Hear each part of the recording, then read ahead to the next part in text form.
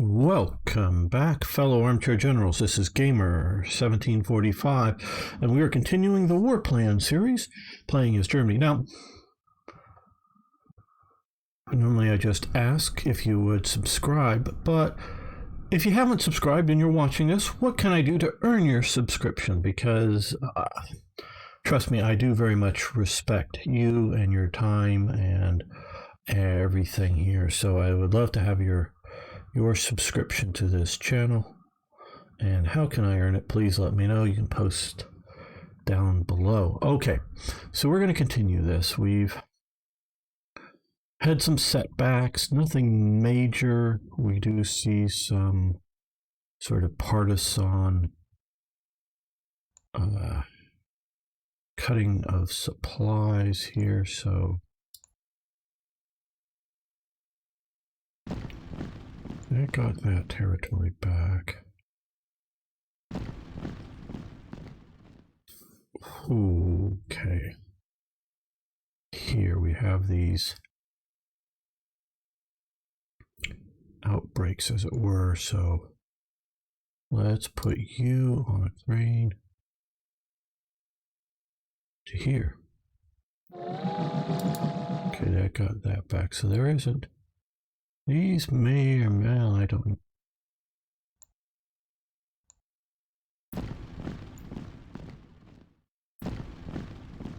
Okay, good. Able to bring that down right away. Keep that from being a problem.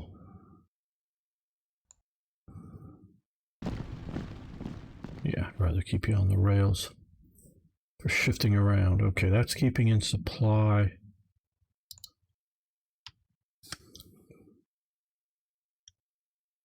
I want to do another pocketing in up here, but first we need to do other things.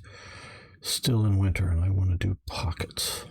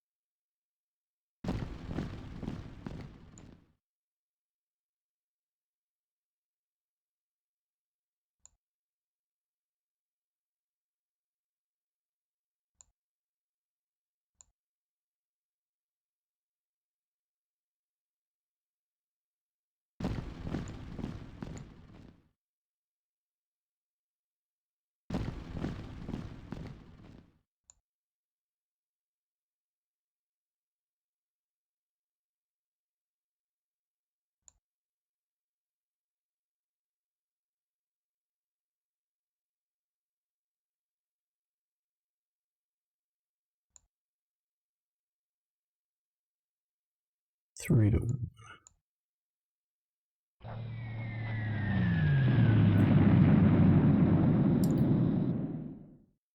four to one. Okay.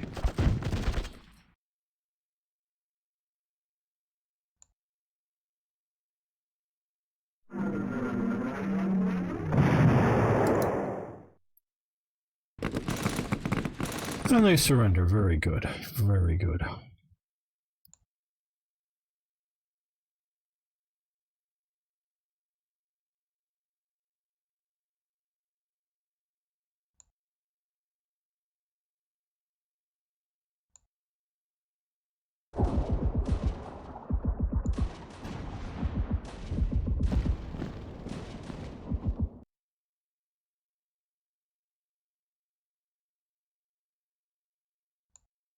I'm going to put the proper core here into Stalino.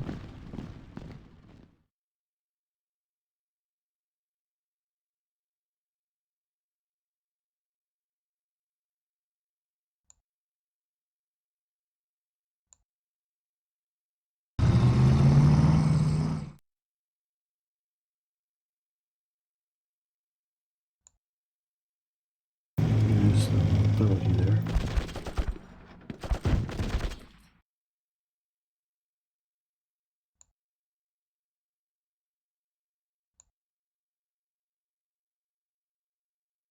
I was envisioning all that up into the pocket, but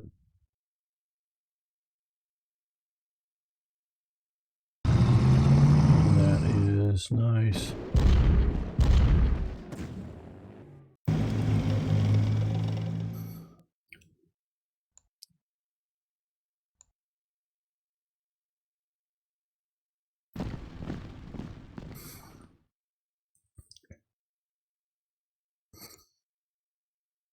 Yeah, move to there, you come up to here. Keep them all as surrounded as possible. Okay, now that we've mostly secured the supply routes up to here, this is going to be better. I still don't feel terribly comfortable with the idea of that's weak. I mean, that's weak for a mechanized corps, but still.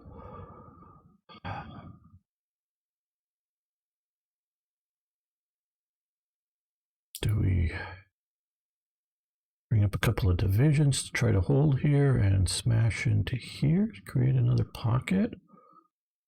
I don't know. I don't know.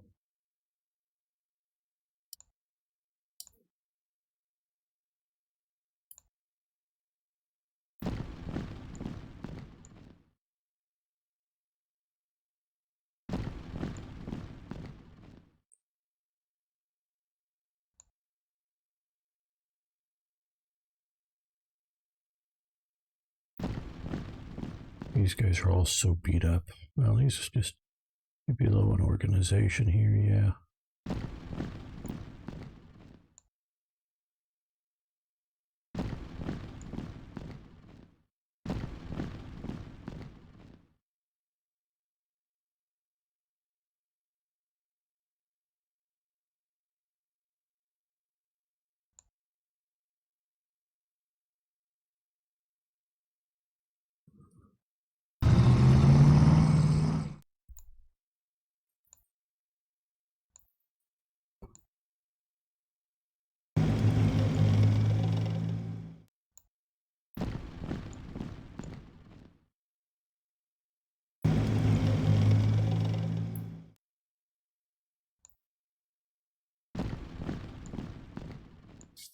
Oh, can the Finns attack with some usefulness? Well,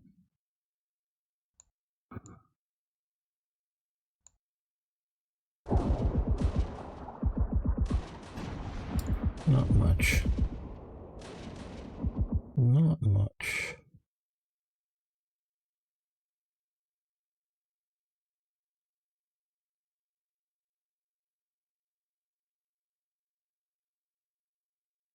Yes, let's move these guys up to here.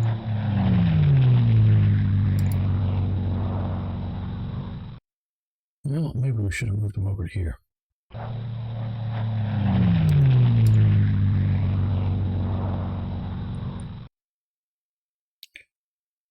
All right, that's looking okay. That's looking okay. Okay, we have the submarine group ready. Oh, I think we will need to deploy that, yeah, back in Germany here.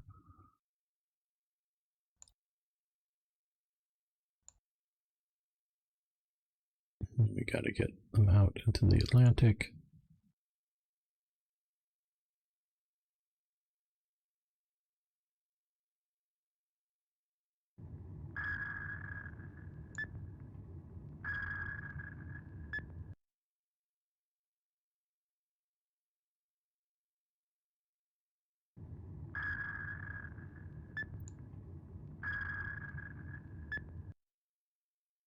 You know, we're not really facing much. I mean, they do light ground attacks, but they're not facing much in the way of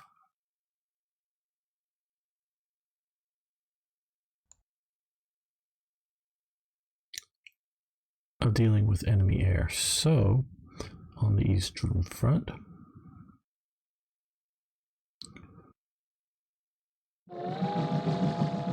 let's move to shift 2 air units because we already saw.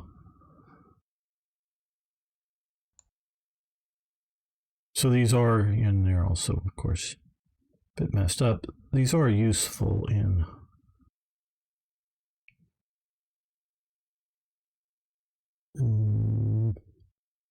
Let's move you to here. Oh, are you cut off? Oh, you're cut off. Okay.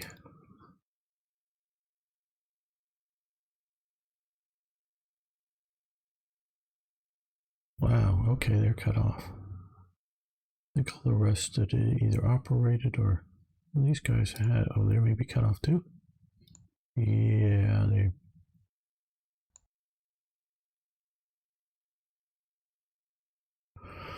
Okay, well, we can see here. We got that. That. Oh, we got to see about moving that core around.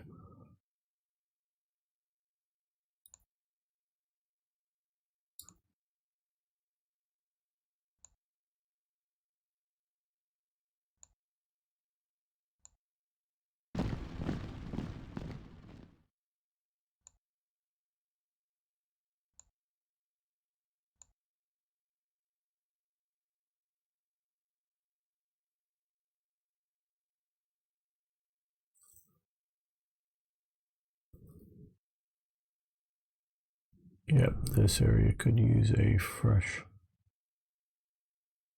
core.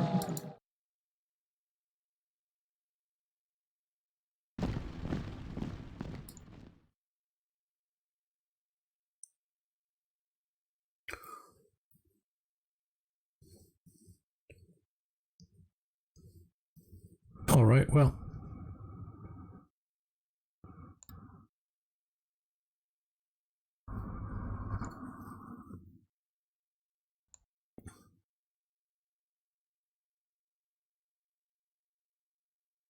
What else are we going to do this turn? I don't know.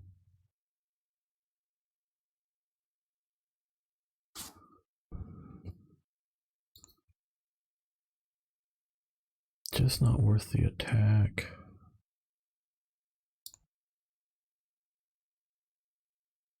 That probably is. They can move to that side of the river. And yes, I do like playing these games slow and methodically, and I really do sort of speed it up to try to hold viewers' interest in what's going on. And I think even many of you are similar sorts of players. It'd still just get boring if we didn't keep things moving even still.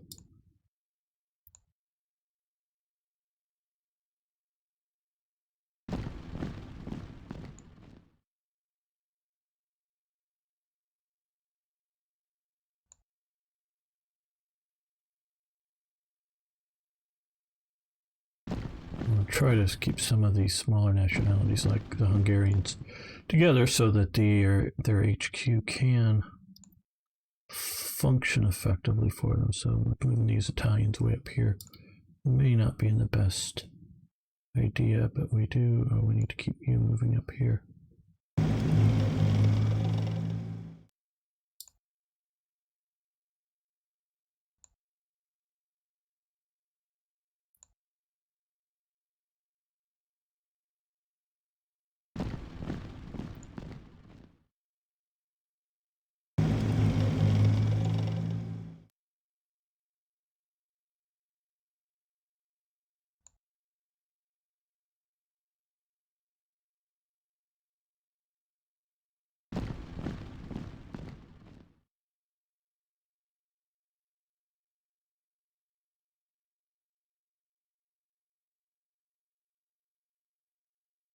The thing with spring offensive may mean that we're facing nice, fresh new Soviet forces instead of ragged Soviet forces. So what good is he doing way out there? Yeah, swinging around Moscow would be lovely, but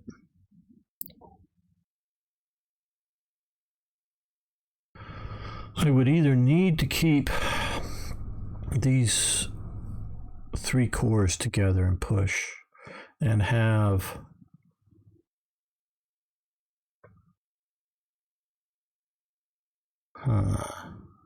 enough infantry corps, but we're worried about the Americans coming in.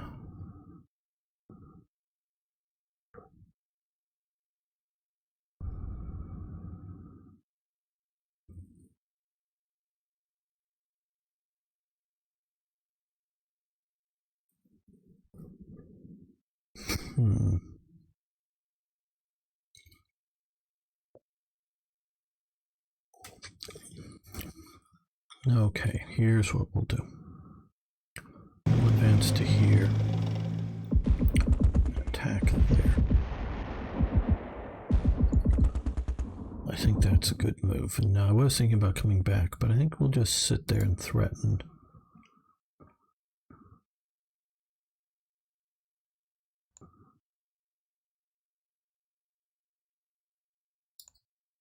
No, can't move that way.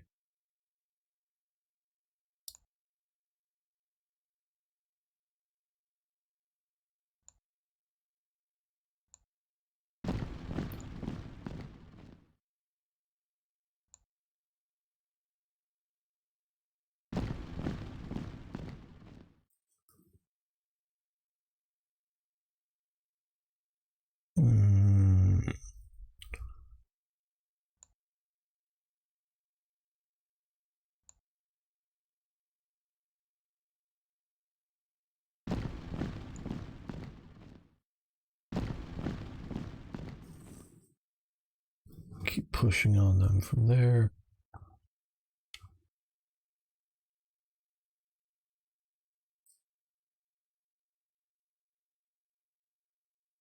And we're not doing bad for January 42, so I have to keep that in mind for any time that I'm looking at difficulties. And I don't think we're going to see a major Soviet counteroffensive pushing me, back dramatically. So, and this is, I know, I forget who said, oh, well, you've got this now, but man, it sure don't feel like it. Yeah, I've got all this down here, and this is a game changer, which is, but that doesn't mean the war is won either. So, yeah, we've gotten one of the 3 sort of major target cities currently. We had 2 briefly, but Leningrad we have, briefly had Stalingrad, and of course Moscow is sort of considered, if you get, in most war games, if you get all 3 of those and secure those, not necessarily that the Soviets are doomed, but you've effectively victorious on the Eastern Front.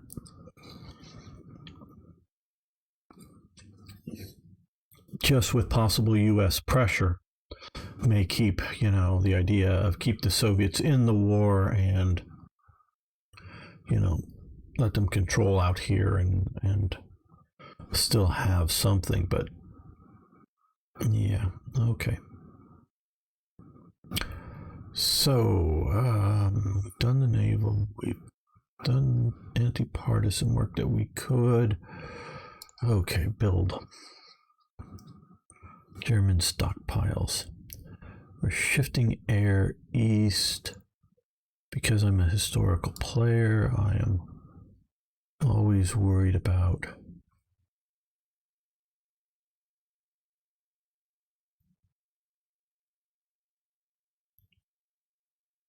let's say Western air power. So we're going to do that.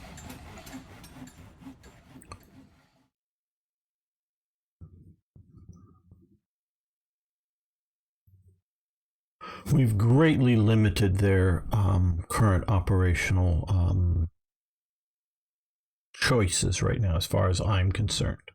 Because taking out here, historically, again, I know most of you know this, but to explain it, once the Americans are coming in and a little bit more spring, summer 42, you have, the British were at what about the time, and I'm lousy at dates, but about the time of the Second Battle of El Alamein, Monty's push out, you get the torch landings here, and up into Algiers, Oran, and out here in Morocco and a couple of places. So these all happen here while the Africa Corps is sitting here. Now, other than what's messing around in Italy, what's messing around in North Africa, Italy's doing pretty okay at this point, sort of like they are now. Oh, these guys have been sitting here for so long. Wow. They just got forgotten. Well,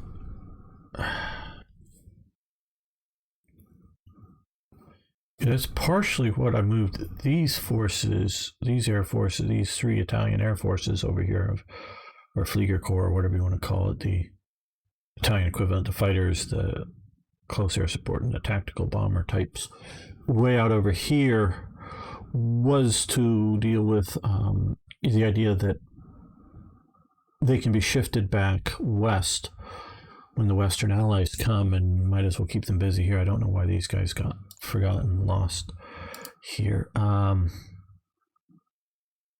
Italy was doing all right up in the rest of the Mediterranean, but Italy is just not prepared to deal with particularly American divisions as well as Commonwealth divisions on any significant element or any significant way. The main limitations here is logistical for both the Germans and the Italians. And it doesn't help here to pour in a couple of armies up here where they can supply them effectively. And of course, Malta was, the submarines based out of Malta were a very strong, as well as submarines based out of Cairo or wherever, were a very strong thorn in the side of the Axis. That's what the term I'm looking for, the Axis. Because what was happening is there was an ultra decrypt station in Malta. I think there was also one in Alexandria. Now, the Malta one is key in that a lot of the radio signals, and that's all they were able to intercept, a lot of the radio signals that were being sent around here weren't able to be picked up here. Radio, just because, the sending and receiving stations. Now, the Germans did have something that was, or a forward base thing. I don't know if it's actually Rommel's headquarters, because that would seem, well, I don't know. But somewhere up here, they definitely had a long-range radio to, a long-range radio sending, because you can have a weaker receiver. I mean, the bigger the antenna to receive, the better. But it doesn't necessarily have to be like a powerful sending unit, And God, I'm not a good radio guy to explain all this. But the antennas, of course, just pick up the waves being sent out. And so if you have a big, huge sending units back up in Rome or wherever, a truck-mounted antenna, the sort of better antenna, the better it's going to pick it up, kind of thing. But just because you have that doesn't mean that this truck necessarily can send back to Rome. Now, they definitely had the ability to send stuff back, and I don't know how forward, because Rommel, is often sort of almost on his own, and some of the hired field marshals often, would travel in a small convoy forward. And because I'll remember, I think it was, maybe, I don't know, it could have been both, reading, Guderian's and Monstein's book, the field marshal or if they're being a corps general or whatever, they're going and visiting the headquarters of the different divisions within their commands, and sometimes going lower tactically down than visiting the headquarters of the division to see some a river crossing or some sort of key part in the battlefield that they want to observe themselves.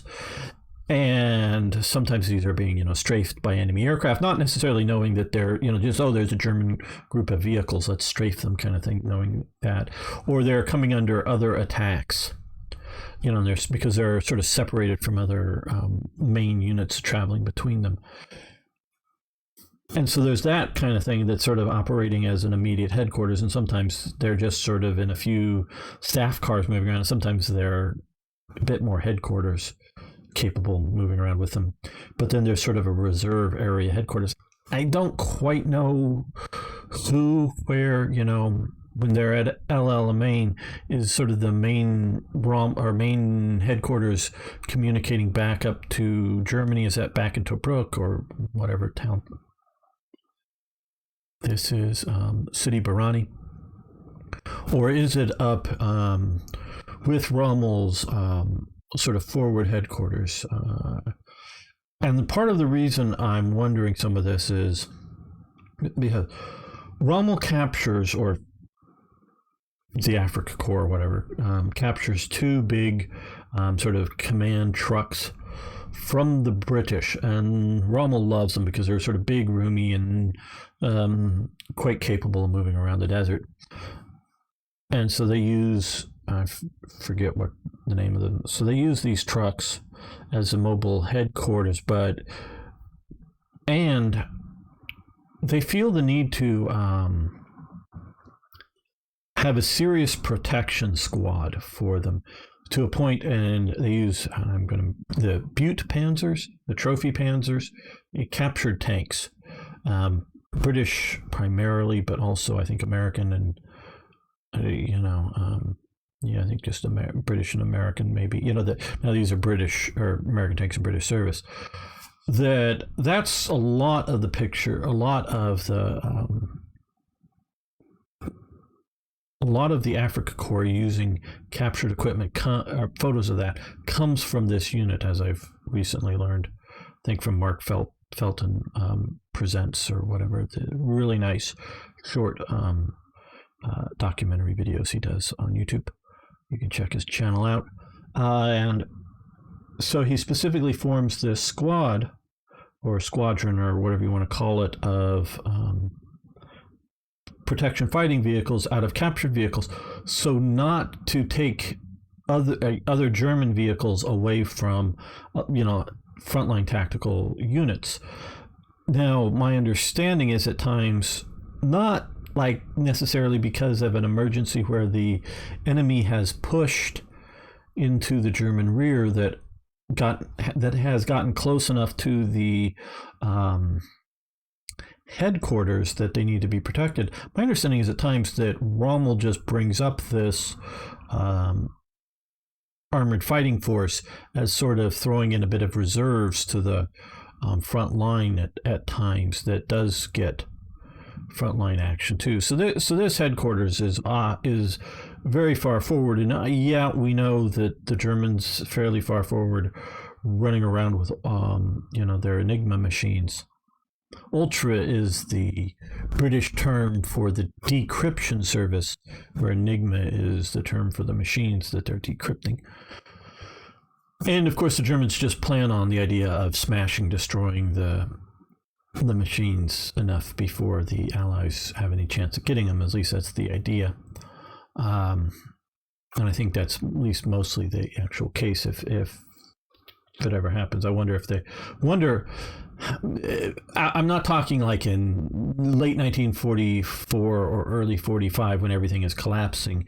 I'm talking, 42, 43, how often it gets, they're close enough, somebody smashes the machine.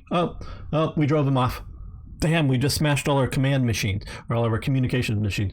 Send a driver back, because they no longer can send an encrypted message. Send a driver back and order new ones. We can't. We're not understanding we're not getting your communication coming in. I wonder how often that. I'm sure that had to have happened. That they smashed the machines, somewhere on the Eastern Front or somewhere. Because they fear and danger that their headquarters is about ready to be captured, and then they go, oops, sorry, we acted too hastily. Of course, the high command is much rather have to send out a few new machines than ever have one captured. That's absolutely sure. But I could just see the idea that, somebody sending them, well, in the German case, it's probably hold fast, don't retreat orders or something like that. But and then deciding to retreat or whatever. I wonder if they ever use that as an excuse. We've been sent messages, hold until dead, and the general or whatever casually comes over, smash the machines. We were afraid that they were about ready to be captured, and we had to smash the machines. We never got that, standard die command, so they retreat. That would be an interesting thing. Okay, yeah, interesting speculation there of garbled communications, and we probably should move. Just a bit of a congestion here, but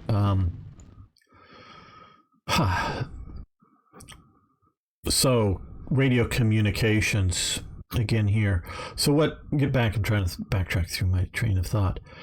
So here they were picking up and decrypting. They were also, I think, also had a decryption maybe in Gibraltar, but definitely one in Malta, definitely one back in Alexandria, listening into particularly German communications, and finding out about times of convoys being sent and their routes, or at least their destinations.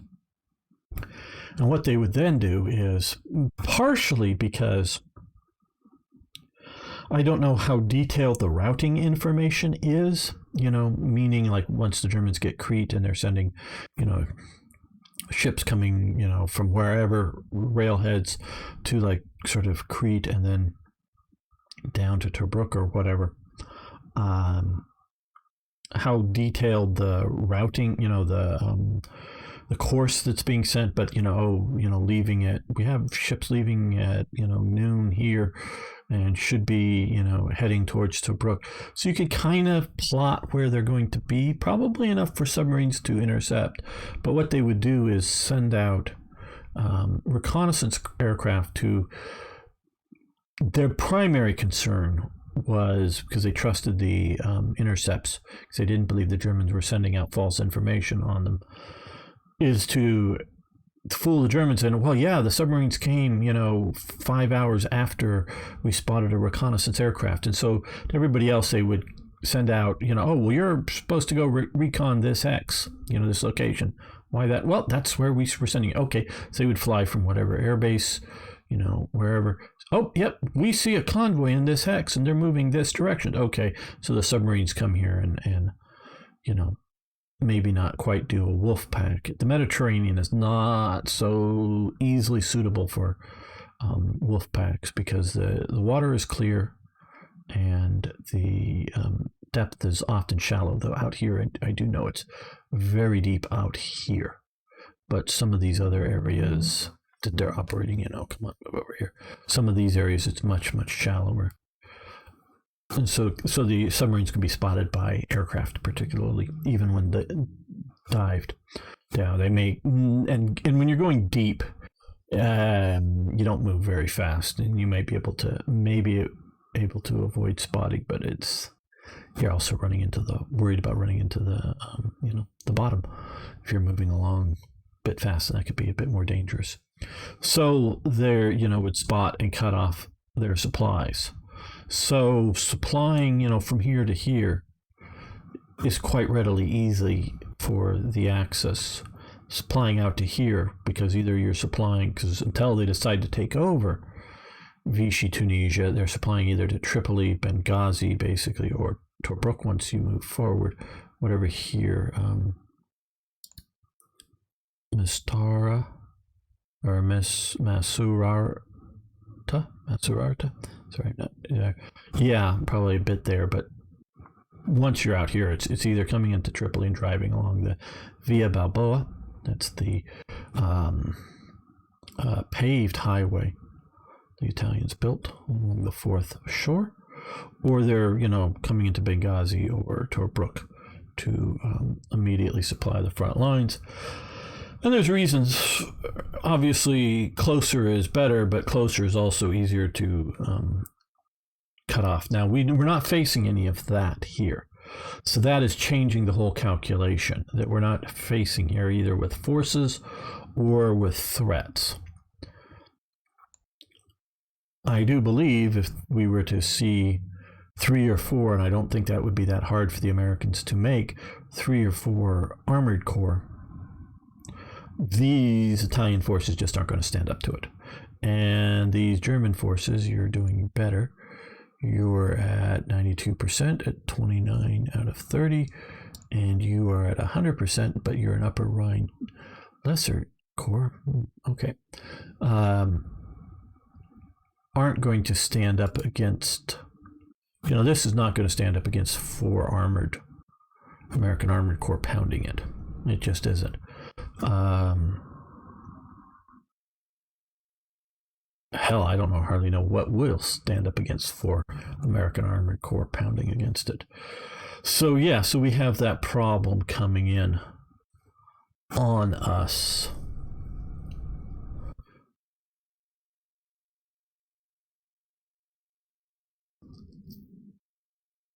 And I don't know, quite honestly, what we're going to do about it. We've lost the window of a 1941 victory, obviously, because we're out of 41 and we haven't won it. We've lost now, and this is going to haunt me for a long time. We've taken Stalingrad, but had to fall back, and especially that's now worrying me here, because I don't know what these units that are behind it. The 1-5s here, because if they get organized slash reinforced, because I think it's a mixture of low organization and not up to full strength corps. If we get that, I don't know how we're going to take that and secure all this.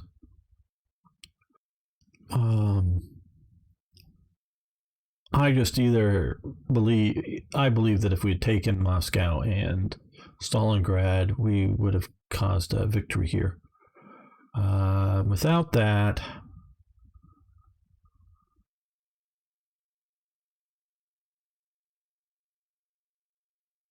not sure. I don't know how well we can hold the line with infantry.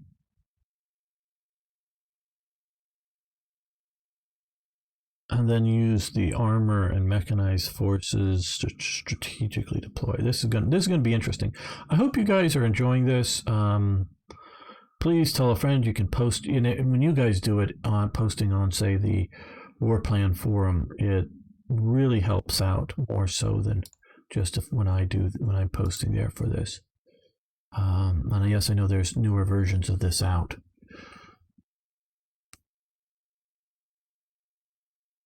Than the version I'm using, but I don't want to give up this playthrough and start again. This is fascinating now that we have the Americans in this, so I hope you all continue to join and help promote this up, because yes, viewership numbers ultimately determine how far I go in any series. No point in making these if nobody's watching them. And yeah, the 5 or 10 people that really love it, yeah, I love you guys, but we gotta have good numbers to keep these things going, because I like playing them. I could play them on my own. I should say I love playing these, but yeah, so please help me promote this stuff up to keep this and other great series going. So thank you all for viewing. I really appreciate all of the viewers here. So thanks so much, everyone.